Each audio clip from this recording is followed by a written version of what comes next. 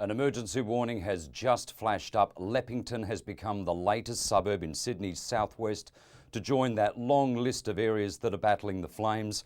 We've been told the Camden Valley Way is now closed. The fire has consumed one large shed in the area of Camden Valley Way and Cow Pasture Road, but clearly that fire has now moved and is moving. Emergency strike teams are on their way and no doubt they'll be getting some aerial support. Just darting around to a few places, active still with spot fires, Winmalee that Mel was just talking about. It's now burning away from the area where it previously burnt in the past 24 hours because of that wind shift, also because it's consumed so much fuel, it's burnt itself out, it's now hungry and looking for more fuel and is heading away. If we go down to Mount York and Mount Victoria, we now find that the fires have moved into the Grose Valley. Traditionally, that means that fire will head towards Springwood and Falconbridge.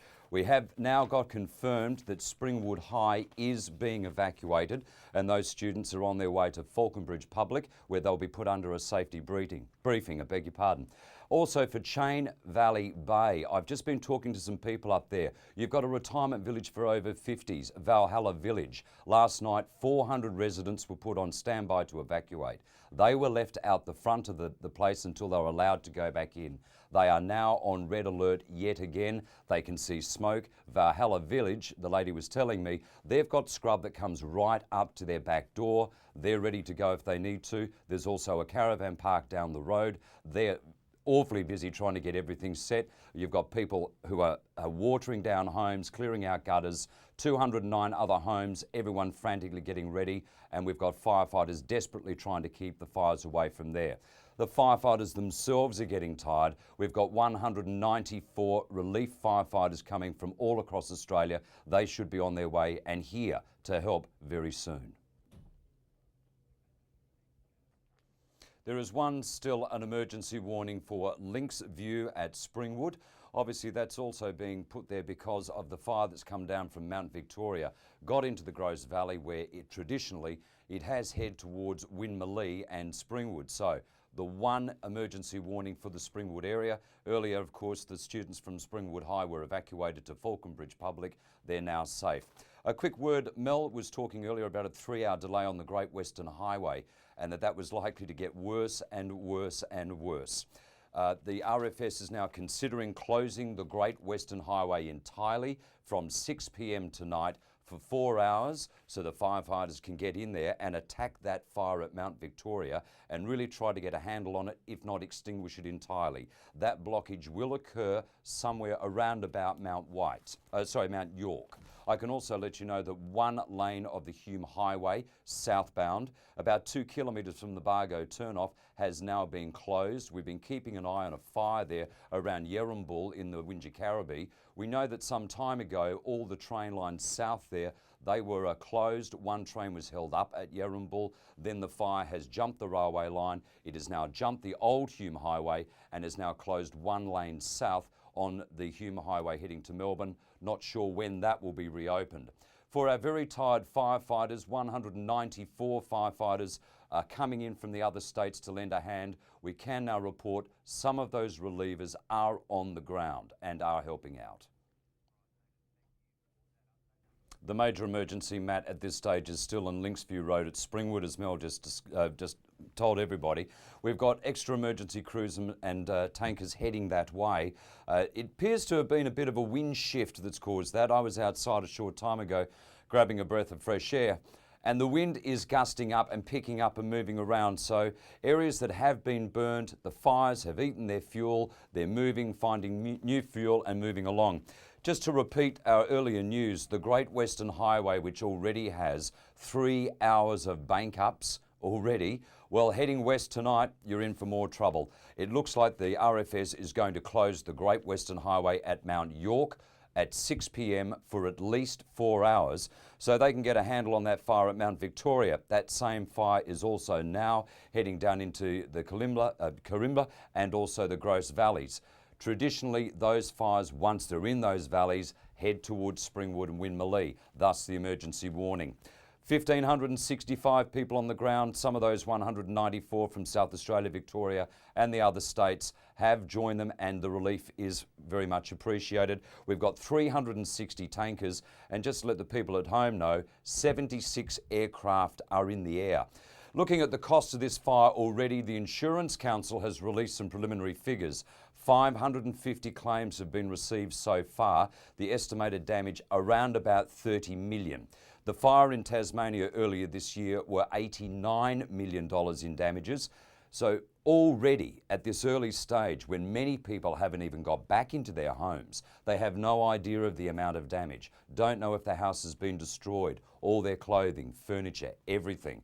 Already we're at 30 million. The Insurance Council expects this to go a lot further.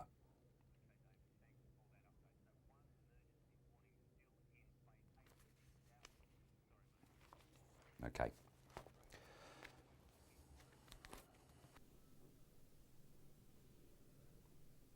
Good evening, Mark.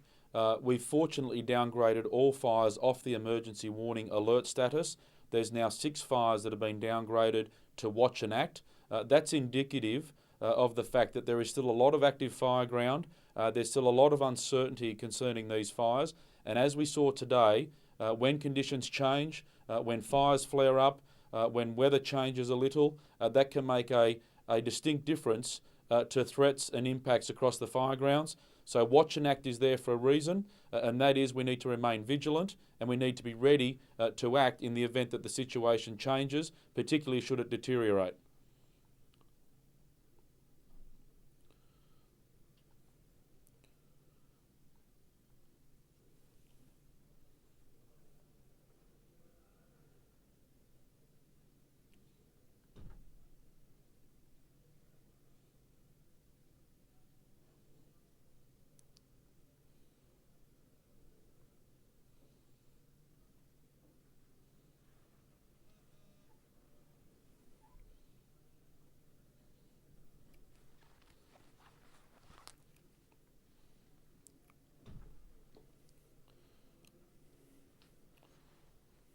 Oh, indeed they can, Mark.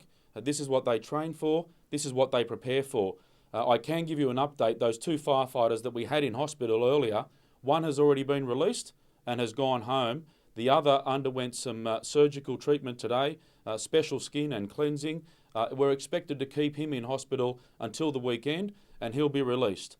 The firefighters are doing an extraordinary job, along with all their emergency management partners right across all these fire grounds. They're in it for the long haul, and the way we're looking in terms of the weather, that could very much be an ominous sign for the months ahead, with a continuing forecast of hot, dry conditions above normal going into summer.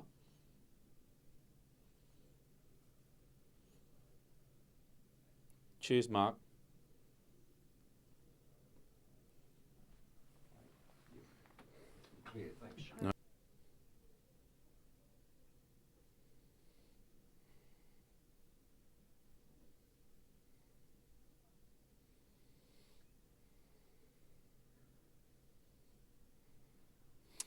Look, it's calmed down a little bit, but look, I anticipate wherever we've got fires burning in the valley systems around that area, it'll continue to cause problems.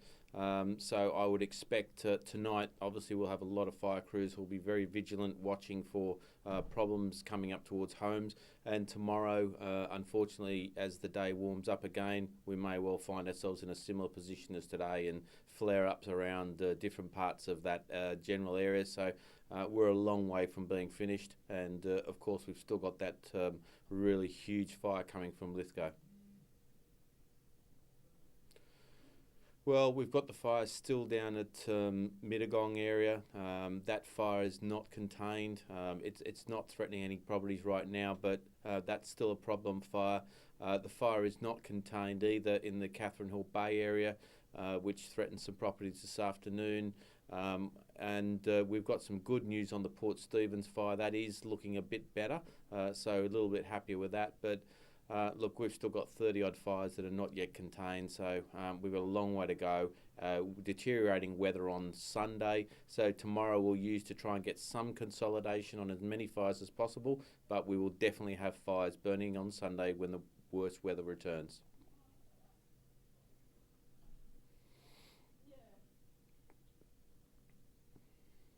Well, we're not expecting it to be as bad as yesterday's conditions, but we're talking early to mid 30s, 40, 50k winds, so bad enough considering we have a lot of fire going. We've called in interstate resources from Tasmania, South Australia, Queensland, Victoria, and ACT, so we've got some assistance. And of course, we're starting to go through that painstaking task of counting the cost of these fires in as much as the number of homes that have been lost. And the count at the moment stands at 81 destroyed, 37 damaged, and around 30% of the area assessed in the Springwood Winmalee area. Thank you.